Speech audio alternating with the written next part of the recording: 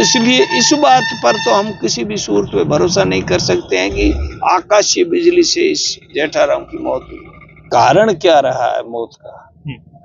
उसके शरीर पे जो चोटें थी, वो चोटें कॉज ऑफ डेथ डॉक्टरों ने नहीं दिया है। जहां देखिए, मैं इनके न्याय के पक्ष में हूं, लेकिन मैंने कहा जब तक सबूत नहीं होंगे तब तक मैं टेबल पे नहीं चलूंगा। देखिए, बेटी के लिए और बच्चे के लिए सबसे दुखद बात होती है कि उसके पिता की अगर कोई हत्या हो जाती है या संदिग्ध प्रकृति में मौत होती है, और जब तक उसको न्याय नहीं मिलता है तो उसको बहुत बेचैनी होती है और वो बड़ी मुश्किल हालात में होती है। जहाँ तक जेठाराम की मौत का प्रश्न है तो उसमें इनकी 5 संतान है, सारी नाबालिग है। मैं मौत के दिन ही पहुंच गया था वहाँ, सारी झाड़ और घटनास्थल वगैरह देखा था। परिवारजनों से, गांव के मुख्य लोगों से भी पूछताछ की।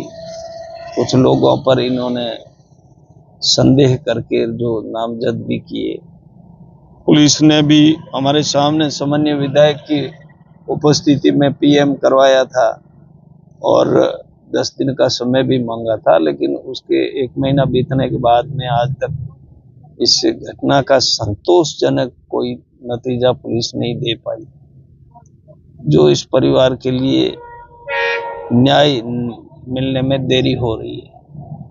हम ये मांग करते हैं कि जो भी जिस कारण इनकी मौत हुई हो उसका पूरा का पूरा पुलिस खुलासा करे, ताकि लोगों में ये जो संदेह है वो मिट जाए।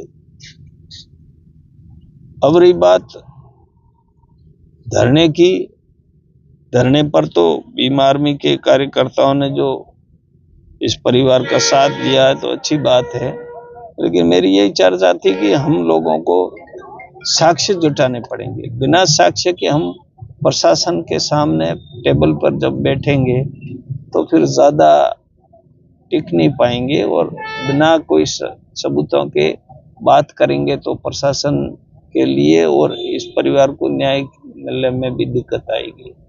तो हम ये चाहते हैं कि साक्ष्य प्रशासन और पुलिस की तो ड्यूटी है, लेकिन दूसरे लोगों से भी मैं यही चर्चा कर रहा था, ज्यादा से ज्यादा साक्ष्य जुटाओ।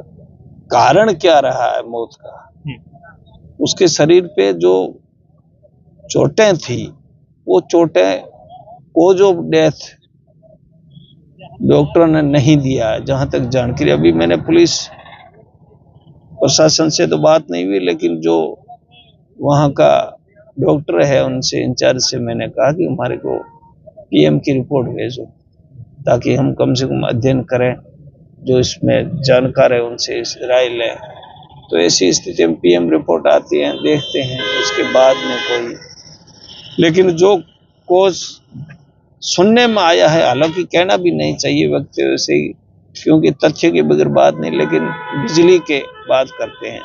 तो मैं भी 60 वर्ष से ज्यादा उम्र ली है। बिजली जो मैंने वहां देखा है, बरसात के बाद में आकर के आदमी गिरा है, गिराया गया है, जो भी परिस्थितियां है वो संदिग्ध तो है, लेकिन उस जगह पर एक पक्षी का भी पग जैसा चिन्ह नहीं था।